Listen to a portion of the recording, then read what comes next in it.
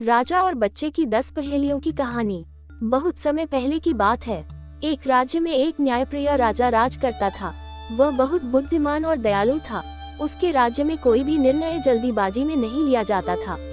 एक दिन राजा ने घोषणा की कि जो भी व्यक्ति 10 कठिन पहेलियों को हल करेगा उसे सम्मानित किया जाएगा और उसकी कोई भी एक इच्छा पूरी की जाएगी। ये सुनकर राज्य के कई विद्वान, मंत्री और आम लोग दरबार में आए, लेकिन राजा की पहेलियों के सामने कोई टिक नहीं सका। तभी एक छोटा सा बच्चा दरबार में आया और राजा से बोला, महाराज, क्या मैं आपकी पहेलियों का उत्तर देने का प्रयास कर सकता हूँ? राजा पहले तो मुस्कुराए, फिर बोले, बिल्कुल, लेकिन ध्यान रहे, ये पहेलियाँ बहुत कठिन हैं। अगर तुम हार गए तो तुम्हें सजा नहीं मिलेगी, लेकिन तुम कोई और प्रयास नहीं कर पाओगे। बच्चा बोला, मुझे विश्वास है कि मैं उत्तर दे सकता हूँ। कृपया अपनी पहली पहेली पूछें। पहेली 1, ऐसी कौन सी चीज है जो जितनी बढ़ती है उतनी ही कम दिखती है? बच्चे ने मुस्कुराकर उत्तर दिया, अंधेरा। राजा चकित हुए और दूसरी पहेली पूछी। पहेली 2, वह क्या है जो हमेशा आगे बढ़ता है लेकिन कभी पीछे नहीं जाता? बच्चे ने तुरंत उत्तर दिया, समय। राजा प्रभावित हुए और अगली पहेली पूछी। पहेली 3, ऐसा कौन सा फल है जिसका नाम खाने के बाद बचता नहीं? बच्चे ने हंसकर कहा, अनार, क्योंकि जब हम उसे खाते हैं तो सिर्फ उसके दाने बचते हैं, नाम नहीं। पहेली 4, ऐसी कौन सी चीज है जो अपने लिए कुछ भी नहीं रखती लेकिन सबको देती है?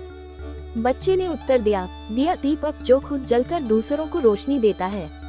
राजा अब हैरान हो चुके थे, लेकिन उन्होंने अगली पहेली पूछी। पहेली 5, ऐसी कौन सी चीज है जो जितनी गर्म हो उतनी ठंडी लगती है?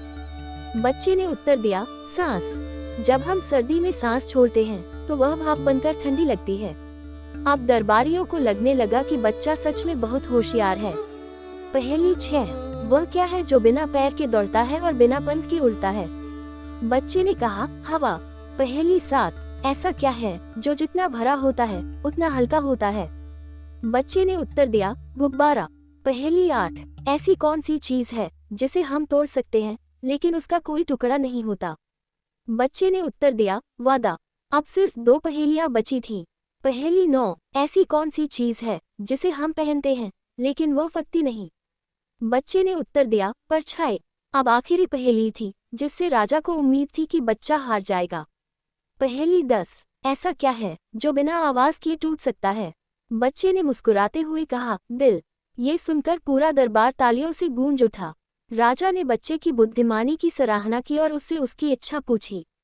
बच्चे ने कहा, महाराज, मेरी इच्छा है कि इस राज्य में कोई भी गरीब भूखा न सोए। राजा उसकी दयालुता से बहुत प्रभावित हुए और आदेश दिया कि राज्य में गरीबों के लिए मुफ्त भोजन की व्यवस्था की जाए।